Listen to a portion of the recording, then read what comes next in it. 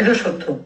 এবং তাকে যে গুলি করার কথা বলা হচ্ছে ভিডিও, ওই ভিডিওটা গভীর ভাবে দেখেন তো, একটা গুলি খাওয়া ঢিল পড়লো পেছনে মাথার উপর।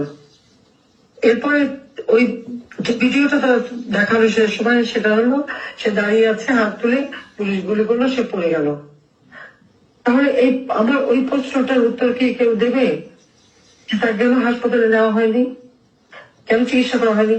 পোস্টমর্টমের রিপোর্ট যখন আসলো তখন ডাক্তারকে ধরে আবার তার মুখে স্বীকার করালো বারবার, সে পোস্টমর্টম চেঞ্জ করা হলো এবং স্বীকার করানো হলো যে না, বুলেট বিদ্ধ।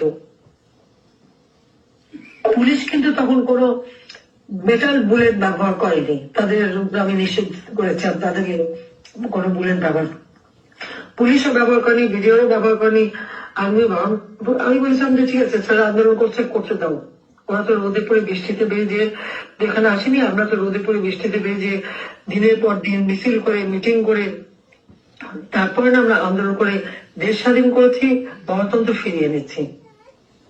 আমার তো কখনোই নিয়োগ ছিল না যে তাদেরকে হত্যা করা, বা কিন্তু কি দেখলাম, বরং হত্যা